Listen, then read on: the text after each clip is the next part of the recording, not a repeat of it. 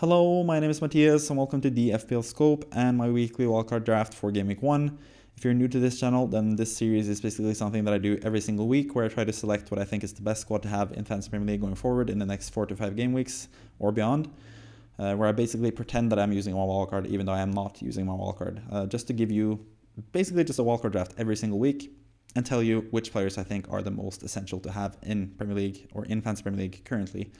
So yeah, I'm going to do it for this week as well. Let's just go right into it, I guess, with the number one pick. And just before I start, the number one pick is going to be the player that I think is the most nailed. This is the player that I'm the most sure about having in my squad currently. And then as we go along, the players will be less and less nailed in my team, as you'll see as we go along. And in the middle of this video, I'm going to get to a player that is really contentious, who might change the latter half of my team quite significantly. But the players before the 8th pick are going to be in my squad pretty much every single day of the week, unless there's some injury or something like that happening. But yeah, let's go into the number one pick, and that is going to be Alexander Isak. He's the player that I'm the most sure about having. There's really no way I'm selling him unless he gets injured or there are rumors that he's not going to start or something like that.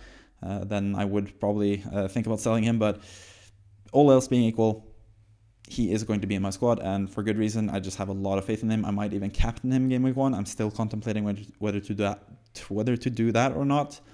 That's going to be one of the main sticking points for the player at number 8 as well, who you probably will gather pretty soon who that is going to be. But anyways, Isak has great fixtures, especially the first game against Southampton at home.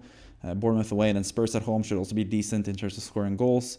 Wolves away as well is not the worst. And after that, not as good of fixtures for Newcastle, but it doesn't really matter. Isak is still amazing. He scores a lot of goals, and he's just a great player overall for a pretty cheap price, well, compared to the most expensive players in the game at least. So 8.5 for Isak, more than worth it in my opinion. Really excited to have him for Game Week 1 especially. And yeah, he's in my draft as the number one pick basically. Number 2, it is Erling Haaland, my fellow Norwegian. He is pretty much the main guy to have in FPL. I feel like he's the best captaincy option most game weeks. He could even be the best captaincy option in Game Week 1, even though he plays Chelsea away.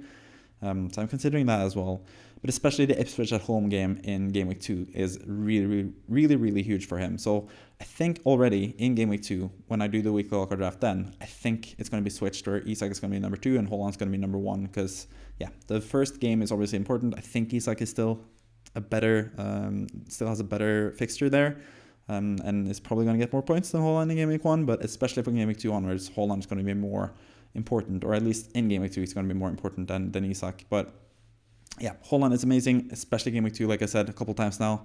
The best captain's option by far that game week, and for that reason alone almost I want him. I think he's the best captain's option regardless. At 15.0 he should be. He's a starting striker for Man City, which is always a great thing if you want to get a lot of points in FPL. And yeah, he has rested all summer because he didn't play with Norway in the Euros, because Norway didn't qualify for the Euros, as I know, as a Norwegian. So yeah, I think Haaland is absolutely amazing. I don't really have to talk too much about him. I'm going to get to the whole discussion between Haaland or the other big premium guy eventually. We'll get there pretty soon. Let's go on to number 3, and that is going to be Christopher Nkunku. He's also been in pretty much every single one of my drafts. That is the same case for Isak, Haaland, and Nkunku. I don't think they left my draft even a single time throughout this summer at all since FPL launched. Nkunku, 6.5, he's the best 6.5 midfielder in my opinion. He just has such a high ceiling. Chelsea have such a high ceiling as well, to be honest. I don't have too much faith in Chelsea. You can check my table prediction from yesterday if you want to see where I have them in the table, but Nkunku still has a lot of potential, and I think Chelsea offensively will still be pretty good. And Nkunku especially is just a great talent. So 6.5 for him is absolutely ridiculous. I could have him higher, but again, I don't think he's going to be a major captaincy option either. So that's why I kind of prefer Isak, Haaland, and these guys in total. But Nkunku is absolutely fantastic for 6.5. I think he's a no-brainer to have in your team. Even if you don't have too much faith in Chelsea, he's still going to be a really good player. He's not the same as Palmer last season. Palmer was obviously 5.0 and was on penalties. But he's not too far away from being as good as Palmer in terms of an FPL asset either. So yeah, he's absolutely amazing at number 3. Number 4, we have hpxeri. He's also another guy who is pretty consistently in my teams. I think like once or twice I've dropped him potentially in my drafts, but still, I have a lot of faith in them. I think they have really good matches as well. Brentford away, West Ham at home, Chelsea away, Leicester at home. All those 4 games, I feel like he can score goals. Even though Olise has left, Mateta is coming back from the Olympics and is not going to play at the start. Doesn't really matter to me. I think Eze with free kicks, set pieces in general, penalties as well, it's just going to be an amazing player to have, especially if he stays most likely with Crystal Palace. If he goes to Man City, then sure, his game time, his playing time, his minutes will go down, but still he would go to a better team, so I still think it would be a decent asset for 7.0, even though you can get cheaper Man City assets at that position. But I think he's going to stay with Crystal Palace for now at least, especially for Game Week 1. So I think he's still going to stay in my team, but if there are rumors that he's going to go to Man City and he's not in the squad or something like that, then sure, I would probably drop him. But apart from that, I can't really see any way I'm going to drop Eze before Game Week 1. And I think Crystal Palace in general are a really, really good team that I might potentially triple up on pretty early as well in the season. But yeah, I just have a lot of faith in Crystal Palace, and I have a lot of faith in Eze, so he's the number 4 pick. Number 5, we have Josko Guardiol, another player that has barely, or if at all, I don't think he's actually left my team at all, Guardiol. I just think I've said this a couple times now already in preseason, I think he's the most nailed City defender, and I think he's the most attacking City defender on paper, and that makes him more than worth 6.0, considering all the other defenders are worth 5.5 basically. More than enough to justify that extra 0.5 when it comes to minutes and attacking potential. So Guardiol, pretty easy pick for me. There are some rumors that he's going to play more left centre back and less sort of pushing up to midfield sort of thing. But I've seen in preseason as well the passes through to certain players that have scored goals and stuff. He's still quite offensive, like regardless of where he plays. And he's just an amazing player as well. And I don't really buy into that as well. He's so good offensively. Why wouldn't you use him offensively like they did last season when he was so good? So for me, no-brainer to have Guardiol in defense. I think he is one of the better defenders to have in the whole game basically. So yeah, he comes in at number 5. Let's go on to number 6, and that's going to be Ben White, another defender who is quite expensive, but I think for a good reason. He is 6.5, so he's 0.5 more than Gabriel and Saliba. And I think he's going to be worth it. He has been the last few seasons. Last season as well, especially, had by far the best points per match from any defender. And most of that damage, or most of those points were gotten towards the end of the season when he played more attackingly and got a couple of assists and goals and stuff. So I think he's still going to be great. Arsenal don't have the best fixtures, obviously, to open the season, but they are also the best team, potentially, in the whole league, especially defensively. So I think they can keep a clean sheet in all of those games. I don't think there's any game where Arsenal can't really keep a clean sheet, and I don't think there's any game where Ben White can't get an attacking return either. So I think, on top of everything, I think he's just a really, really good defender to have. I would potentially consider Gabriel because it seems like he's going to start at least the start of the season. He's going to be a main guy for Arsenal. I think he's going to play most of the games this season as well. But I think Ben White is just slightly more nailed and slightly more attacking than Gabriel. So I think that justifies the 0.5 between them. So yeah, I'm most likely going to go with Ben White. I think he's been overlooked, especially last season. People were just saying that he's not worth the extra 0.5, but then he proved to be worth the extra 0.5 and then some. So yeah, I think it's time to stop overlooking Ben White, and I think he should be in your squad, especially considering he hasn't played in the Euros and stuff in the summer either, so he's fully rested. He's been a part of the preseason. Yeah, he looks like a really good option to have in Fantasy Premier League going forward in the next few game weeks, and that's the point of this weekly Wildcard draft segment. So yeah, he's in at number 6. Number 7, we have Dean Henderson in goal. I think he's by far the best goalkeeper. I think Crystal Palace are a really good defensive team, and he's pretty much nailed now as well, seeing as Sam Johnson is on his way out. So for me, especially with the decent fixtures at least to start the season, I think Henderson is an easy choice. I think he's going to be my goalkeeper for most of the season. Usually the best tactic is just picking a 4.5 and just sticking with him because there's not too much between them mostly, and I think Henderson and Crystal Palace under Glasner will be a really, really good team. We saw towards the end of last season they kept clean sheets against several big teams, including Liverpool, who have so much attacking firepower. So yeah, I just have a lot of faith in Palace defensively and Palace in general. So I think Henderson is by far the best 4.5 goalkeeper, and hence the best goalkeeper, because I don't think the 5.0 or 5.5 goalkeepers are worth considering either. So Henderson comes in at number 7. And that marks the point of where I'm pretty much dead certain that I'm going to have all these players. I think all 7 of these guys are going to be in my Game Week 1 squad pretty much no matter what. But then we come to the 8th player, which is Mohamed Salah. And obviously, I'm going to have Haaland no matter what. And not that many people go with both Haaland and Salah. Some people do. It's been a major discussion point, pretty much, if you want to go with Salah, Haaland, or both. Some go with neither as well. I'm not going to go that crazy.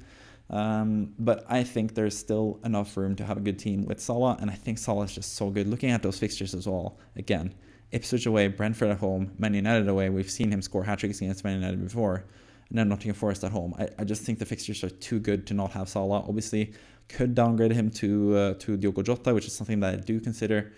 But I think there's just a case to be made to have Jota alongside Salah more so than in place of Salah. I think Salah is just too important. He's on penalties. We know the minutes are just a certainty with him. We know he's also most likely given the same amount of minutes and probably even without penalties. I think he would still outscore Jota. Obviously, he's much more expensive, but I think he's worth the price with everything put together, even alongside Haaland, which is a detriment to the rest of the team, as you'll see towards the end of this draft. So if I ditch Salah, the rest of this team is going to look quite a bit different, because then I'd obviously have more money and I could upgrade some players and stuff. There are still some players behind Salah now from 9 onwards that I'm most likely going to have anyway, but this is sort of like an inflection point of the draft, where if I go with Salah, then I have quite limited options for the rest of the team. But if I go without Salah, there are some other players that I will consider. So I'll talk about them towards the end of the draft. If I drop Salah, I'm going to get to that at the end of this draft, basically after the 15th player. So let's move on to number 9 instead, and that's going to be Rodrigo Muniz, our number 9, which is quite fitting. Again, looking at the fixtures, Man United away isn't even that tough of a fixture. I think Man United are sort of tough to gauge. Like, they could be good defensively, they could be terrible defensively. Really hard to know, especially with the new defenders coming in with De Ligt and Masraoui. So Muniz could even be a really good potential player in Game Week 1 as well. But after that, Leicester at home, Ipswich away. Just really, really, really good matches, especially those two. West Ham at home as well should be decent for Muniz as well. I just was really impressed by Muniz last season in general. I thought he looked like a proper super number 9 striker. So yeah, I just have a lot of faith in Muniz. There's an issue that's going to come up eventually in this video as well when it comes to Muniz and the other players that I have.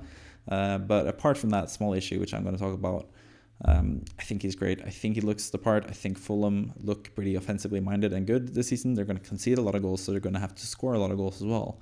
So yeah, I quite like Muniz for that reason. I think he's the best mid-price striker, but I did also sort of consider João Pedro for about 0.5 less. But now that Brighton are looking to sign another striker from Leeds in Jorginho Rutter, I don't really think João Pedro is as nailed as we thought anyway. And I think Muniz is just a more nailed player. Even though they do have Raúl Jiménez, who looked good at certain parts last season, Muniz is younger, he's better, he's more dynamic. I think he's just a better player to have, and I think he's going to be pretty much nailed and play pretty much 90 minutes as well, or close to it at least in most matches. So I still think Muniz is a great pick. I know he's sort of like an AI favorite pick as well. That's not really the reason I've picked him. I had him since Game Week 1 basically, or not Game Week 1. I've had him since the launch of FPL basically, because I just have a lot of faith in him after what I saw from him last season. So yeah, he comes in at number 9, but I do have some other changes. If I drop down Salah, for example, I could upgrade him to someone like Solanke, who I'm also really interested in having. So there is some contention to that spot, but I think Muniz in his own right is a really, really good player. Could also consider someone like Chris Wood, for example, if he's going to play from start for Nottingham Forest and he's not under threat from Awoniyi for the short term at least. Then I could consider him, but I don't know. I just want someone more interesting, I guess. Someone more Brazilian in Rodrigo Muniz, so I've selected him instead at number 9. Number 10, we have Quansah from Liverpool. Again, another player that I'm pretty certain I'm going to have, especially now that it seems like he's going to start the season at centre-back and potentially end the season at centre-back as well next to Van Dijk for Liverpool. I assumed that Ibrahim Konate would be the main starter for Liverpool this season, but it seems like Quansah, especially from what I hear from Liverpool fans and stuff, that he's actually going to be the choice. And for 4.5 then, if you have a Liverpool defender for that price with those fixtures, it's a pretty simple choice for me, pretty much with Quansah. So number 10 might even be a bit too low. Maybe he should be higher. Maybe he should be in amongst the players before Salah, because I think for his price, I think I'm going to be able to afford him, and I don't really want to upgrade him either, because I'm pretty happy with Guardiola and White. And I do like Trent Alexander-Arnold from Liverpool as well, but I don't think he's worth the 2.5 extra from Quansah as well. So yeah, Konsa's pretty much certainty in my team, but again, some slight concerns about the playing time there. So if I get any indication that maybe he's not as nailed as people make him out to be, or maybe he's not the preferred center back as people are making him out to be, then maybe I would drop him for someone else, because there are quite a few decent 4.5 defenders, but I think he's the best of the lot, basically. So he's selected at number 10 for that reason. Number 11, we have Emil Smith-Rowe, and as you can see, we have a double up with Fulham attackers, and I'm not so sure I like that. But like I said as well, I think they're going to concede a lot of goals. I think they're going to need to score a lot of goals, and it seems like they're playing pretty offensive football as well, judging from preseason. And Smith-Rowe has been amazing in preseason as well since he joined from Arsenal. 2 goals in 2 games.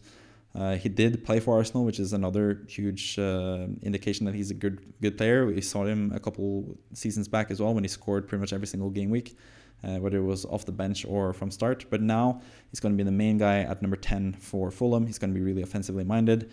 And the fixtures that they have also sort of lends itself to having a double up on Fulham attackers, but I'm not feeling too good about it. That's why I was sort of looking into potentially downgrading Muniz to João Pedro, or potentially switching to a different 5.5 midfielder. But Smith-Rowe, in terms of just attacking potential and fixtures and stuff, I just think he's better, and especially minutes, I think he's better than most players at 5.5. I have considered someone like Semenyo from Bournemouth. I think he's a really interesting player. I quite like Yankuba Minte as well from Brighton, but there are some questions about his starting spot as well, even with Solly March out injured, and Adingra still not fully back. They are buying some new players there as well, Brighton. That makes it slightly more difficult, and also they don't have the best fixtures. We're still waiting for like game week 4 or 5 before we have good fixtures for Brighton. So I don't know. I think Smith-Rowe is just the best 5.5 midfielder. So I'm just going to disregard the fact that I have Muniz already and just think of both of them individually as really good players, and just think that Fulham can score a lot of goals anyway. And they're going to need to score a couple of goals. And they have quite a talented attacking team regardless anyway. So yeah, Smith-Rowe comes in at number 11 for that reason. Number 12, speaking of Brighton, we have a Brighton player in Barco, and as you can see, game week 4 against Ipswich at home, that's really good. Game week 5 is also a pretty easy fixture, so we're hoping that Barco can stay as the starting fullback until then, but there are a couple issues which makes me put Barco down the list. I would have him higher usually, but now there are some news coming today actually, or today as I'm recording it on Thursday. The first bit of news is the fact that Ferdi Kadioglu is coming in from Fenerbahce, I think, who's a really highly rated defender, mostly a left back. He can play right back, he can play in several other positions, so I think he's going to be used across the board basically, Kadioglu, but he could be a threat to Barco at left back. That's one concern when it comes to Barco, but the other concern is the fact that Pervis Estupiñán is back in training now, apparently.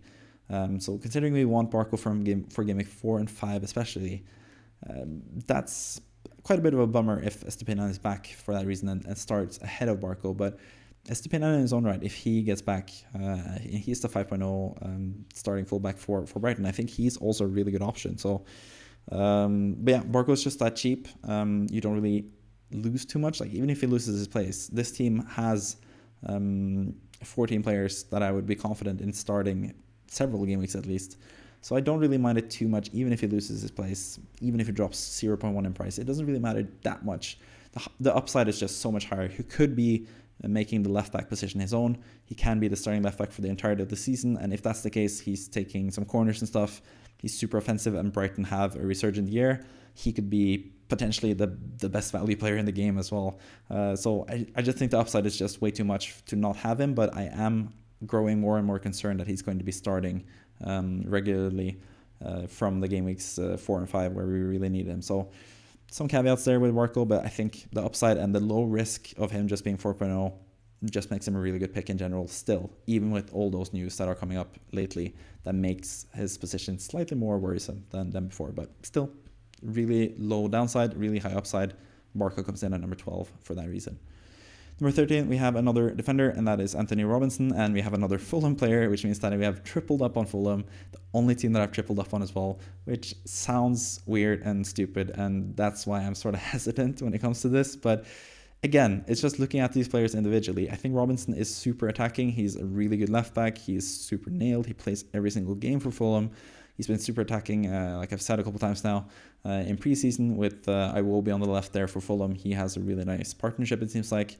Had a couple of assists in preseason as well. So, and I think Fulham, they have lost Joao Palhinha, of course, and they have lost Tosin Adarabioyo, sorry, difficult to pronounce, in defense. So maybe they'll struggle, or most likely they will struggle more defensively. But they do have Bernd Leno, they do have Robinson, they do have Callum Bassey. I think is a decent player. If they get Diego Carlos as well from Aston Villa, then maybe it won't be too bad for Fulham either. Even defensively, but I think offensively as well, Robinson has a lot to offer, so that's why I kind of like him. But at the same time, like I said, I have some doubts about Fulham defense, and I have some doubts about having triple Fulham as well. So I could change Robinson to a different 4.5. I'm still not entirely sure what I'm going to do for game week 1, but as we get closer to the deadline, I'm going to make sure that I pick the best possible player there, and it might very well be Robinson. So he comes in at number 13. And finally, number 14, not finally, but number 15 is basically just a nobody 4.0 goalkeeper. But number 14, we have Rodgers from Aston Villa, and I'm blanking on his first name because there's a player in the Norwegian league who's named Sam Rodgers, who's a centre back who is not this guy. Morgan Rodgers is what I'm talking about here, of course, with Aston Villa. And when it comes to Morgan Rodgers, I had a lot of faith in him. Like, just as the game launched and I saw that he was 5.0, I was kind of like, my eyes sort of went up. I was just like, oh my God, he started pretty much every game for Aston Villa last season, towards the end of the season. And he seemed like the only left winger that they had, potentially like the pure left winger that they had in the team as well. But then they signed Jadon Philogene back from Hull, making me a bit more cautious about his availability. Rodgers, I still think he starts the season at left wing, but long term / short-ish term, when I really want him from game week 3 onwards, his place might be a bit in danger. So I was really sold on him, and I had actually just moved, or I was really sold on him initially. Then I sort of lost interest, and I was super sold on having Oscar Bob, who would have been in the squad 100% if he hadn't gotten injured. But sadly, he has gotten injured now, and he's going to be out for a long, long while. So sadly, I don't have Oscar Bob. Would have made my life a lot easier, and it also makes it more difficult when it comes to Salah as well, which I'll get to pretty soon. But Rodgers in his own right, I think he's a really good player. He's really young as well. He sort of had a breakthrough season last year, both for Middlesbrough and then for Aston Villa in the Premier League as well. So I think he can be a really, really, really good player, especially for 5.0.